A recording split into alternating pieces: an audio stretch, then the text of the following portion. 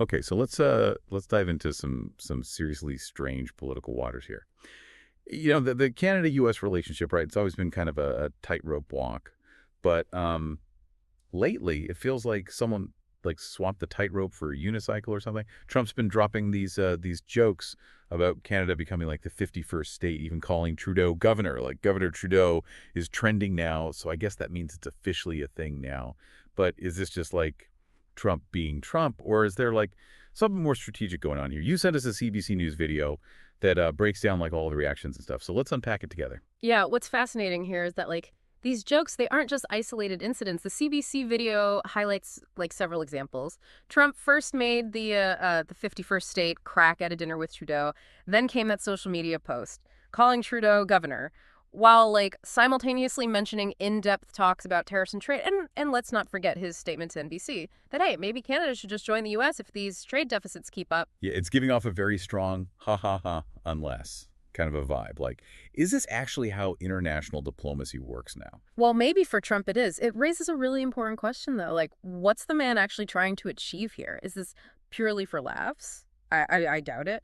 If we look at Trump's track record, he often uses humor, exaggeration, even straight up insults as a way to kind of shake things up on the world stage. It's disruptive, it grabs attention, and it can put pressure on other countries to make concessions. It's like a power play disguised as a stand-up routine. So you're saying there's a method to the madness. These jokes could be a way to like strong arm Canada on trade and tariffs. It's certainly possible. Remember, this is the guy who slapped tariffs on Canadian steel and aluminum, calling Canada a national security threat, all while claiming to be Canada's best friend. So the Governor Trudeau bit alongside those trade talk mentions could very well be a tactic to gain leverage. So how is Canada reacting to this Yeah. this unconventional diplomacy? The CBC video shows a pretty wide range of responses, right? Yeah, it does. We see everything from nervous laughter to thinly veiled panic. It's like everyone's trying to figure out if they should laugh along, or play it cool, or call out the elephant, or rather the eagle in the room. Right. Let's start with Doug Ford, Ontario's premier. He seems to be in the laugh-along camp. Yeah, the video shows Ford downplaying the comments, emphasizing a supposedly good relationship with Trump. He even made a joke about Trump thinking about Trudeau at midnight. Now, this could be a deliberate strategy. Ontario's economy is heavily intertwined with the U.S., so maybe Ford's trying to just avoid rocking the boat. Right, but then you have Trudeau himself walking a much tighter line. Right. Trudeau's response is cautious but firm. He reiterates Canada's willingness to retaliate against unfair tariffs. Pointing to past successes like the counter tariffs on U.S. steel and aluminum, he's basically saying, we're happy to trade, but we won't be bullied. So standing up to the bully without actually punching him in the nose, diplomacy 101. Yeah. But not everyone's impressed with Trudeau's approach, though, right? No, the video also features conservative leader Pierre Poilievre, who's using the situation to paint Trudeau as weak and easily manipulated by Trump. Classic political opportunism, sure, but it also highlights how differently Canadian political parties view the U.S. and how to handle Trump's. Let's just call it unpredictability. And then there's Immigration Minister Mark Miller, who drops a South Park comparison. I mean, this is real life? Or are we all trapped in a very strange sitcom? Miller's comment kind of gets at the absurdity of it all, but it also hints at the potential for genuine damage to the relationship. Because beneath the jokes and the Twitter trends, there are some serious economic and political stakes for Canada. Okay, so let's ditch the laugh track for a second and talk about those stakes. We know the Canada-U.S. relationship is huge, right? Economically, strategically. And absolutely. We're talking about the largest bilateral trading relationship in the world. And don't forget the deep security and defense cooperation. What Trump says and does has the potential to seriously disrupt all of that. And for Canada, trying to navigate this situation, it's like walking a tightrope during an earthquake. It's a balancing act for sure. On the one hand, they need to protect their economic interests. Remember what Trudeau said about the potentially devastating impact of U.S. tariffs? But on the other hand, caving to pressure could undermine Canada's sovereignty and its international reputation. Yeah, it's a tough spot to be in, no doubt. Yeah. But this isn't the first time Canada has had to deal with a less than neighborly neighbor to the south, right? Exactly. And looking back at some of those past dust-ups, can actually give us some clues about how Canada might handle this current situation. We've seen trade wars, disagreements over foreign policy, even cultural clashes. It's all part of the long and sometimes bumpy history of the Canada-U.S. relationship. So Canada's got like a playbook for dealing with U.S. pressure. Maybe even a specific chapter on dealing with a president who thinks he's a comedian. Well, maybe not a whole chapter, but definitely some relevant experience to draw from. And remember, Canada's always had to be strategic about its relationship with the U.S. Too much pushback, and you risk a trade war or other retaliation. Too passive, and you risk being taken advantage of. It's a constant tightrope walk. Okay, so zooming out from the political maneuvering for a second, what's the big picture takeaway here for our listener? Why should they care about this whole Governor Trudeau business? Because even if you dismiss it all as just Trump being Trump, those comments have a ripple effect. They create uncertainty, they feed anxiety, and they can chip away at the foundation of trust between the two countries. And it's not just about the words themselves, right? It's about the power dynamics that they reveal. The U.S. has a history of using its economic and political weight to try and push Canada around. Exactly, and that dynamic is especially clear when it comes to trade. Remember Trudeau's warning about the potentially devastating impact of U.S. tariffs on the Canadian economy? That's not just political rhetoric, that's a real threat with real consequences. For Canadian businesses and workers, specific industries like lumber, steel, and agriculture could be hit hard.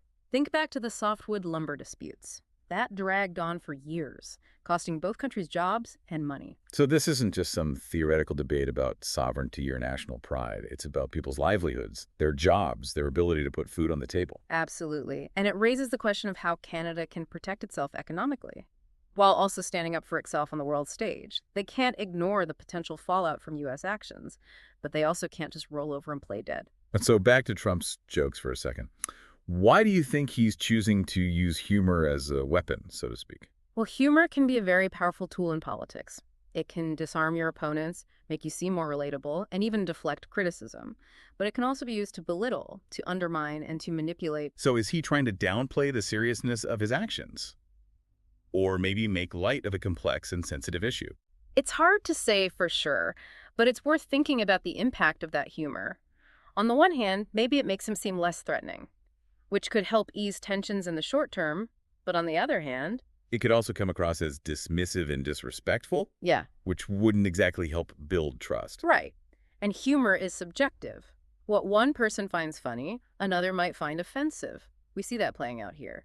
Some people might see Trump's comments as harmless banter, while others see them as a sign of disrespect or even aggression. So it all comes down to intent.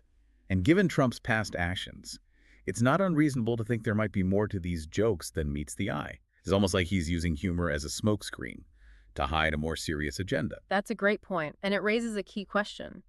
How should Canada, or any country for that matter, respond to this kind of pressure when it's wrapped up in a joke? Do you laugh along and risk looking weak? Or do you push back and risk escalating things? It's a real dilemma. It feels like a no-win situation. It's definitely a challenge. But there are ways to respond strategically. You need to address the underlying issues, but you also have to be careful not to play into the manipulator's game. So how do you strike that balance? One approach is to respond with a mix of firmness and wit.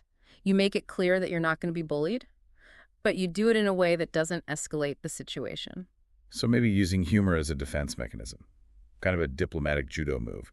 Use Trump's own force against him. Exactly. Imagine responding to his jokes with humor of your own, subtly highlighting the absurdity of his claims while reaffirming your own sovereignty. You get your point across. But you do it in a way that's clever and maybe even disarming. That's pretty slick. But pulling that off requires some serious diplomatic skills, right? It does. Misreading the situation or misjudging the tone could backfire spectacularly. It's a high-stakes game, and the consequences of a misstep can be pretty significant. So let's talk about those consequences. What are the risks for Canada if they don't handle this situation carefully? We've touched on the economic risks, but what else is at stake? Well, there's the economic fallout, as we discussed, potential trade wars, damage to specific industries, job losses, but there are also political and reputational risks to consider.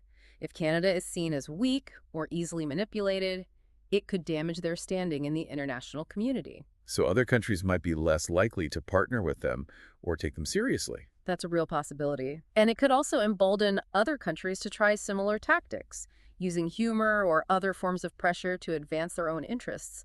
This situation could actually set a precedent for how countries interact with each other. So it's not just about Canada's interests. It's about upholding a certain standard of international conduct, making sure that humor doesn't become a weaponized tool for bullies on the world stage. Exactly. It's about protecting those core values of diplomacy, respect, and mutual understanding that are so crucial for a stable and peaceful world. Which, let's be honest, feels pretty fragile these days. It does. And this whole situation with Trump's comments really throws those challenges into sharp relief. It forces us to grapple with the complexities of power, the role of humor, and the difficulties of navigating a world where the lines between what's a joke and what's a serious threat can get really blurry. Yeah, it really makes you question, like, the whole idea of political humor. Like, when does a joke stop being funny and start being something, well, kind of dangerous, you know? It's a slippery slope, that's for sure. And it highlights how important, media literacy and critical thinking are, especially in this age of information overload. We need to be able to recognize when humor is being used to manipulate us Yeah. or distract us from the real issues. So let's bring this down to earth for a second. What does all of this high-stakes political drama mean for the average Canadian? How could this whole Governor Trudeau situation actually impact their lives? Well, the most immediate and tangible impact could be economic. If these tensions, boil over, and we see trade barriers going up, that could affect the prices of everything, from groceries to cars. We could see job losses, businesses shutting down, and a general slowdown in economic growth. And that's not just some abstract economic theory. That's people losing their jobs, struggling to make ends meet. It puts a real human face on this whole situation. Exactly. And beyond the economic consequences, we could also see this situation fueling social and political divisions within Canada. Think about it. You've got people who believe closer ties with the U.S. are essential for Canada's prosperity. And then you've got those who prioritize Canadian sovereignty and independence. This whole 51st state talk could really push those two camps further apart. And we're already seeing that playing out in Canadian politics, with different parties taking very different stances on how to deal with Trump and the U.S. in general. Right. And that kind of polarization could spill over into everyday life, making it harder to have constructive conversations about these complex issues. We could end up with a more divided and less cohesive society. It's a reminder that international relations aren't just about abstract concepts or political gamesmanship. They have real-world consequences for real people. Absolutely. And it underscores the importance of having an informed and engaged citizenry, Hmm. people who can hold their leaders accountable and advocate for policies that protect their interests. So as we wrap up this deep dive into Governor Trudeau and all of its implications, what are the key takeaways for our listener? What do they need to keep in mind moving forward? I think there are three main points to consider. First, don't dismiss Trump's comments as just jokes. They might be delivered with a smirk and a wink, but they reflect a real shift in U.S. policy toward Canada and a willingness to use unconventional tactics to apply pressure. Second, this whole situation exposes the vulnerabilities of the Canada-U.S. relationship.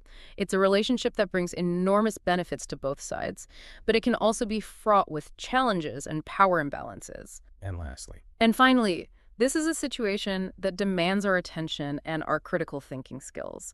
We need to be aware of the potential economic and political consequences and engage in thoughtful discussions about how Canada should respond. This isn't just background noise. It's something that could have a real impact on all of our lives. it's a lot to process. But thanks for helping us unpack it all. I have a feeling this Governor Trudeau saga is far from over. But at least our listener is well equipped to navigate whatever twists and turns come next. And for everyone listening, we want to hear from you. What do you think is the best way for Canada to respond to this kind of pressure?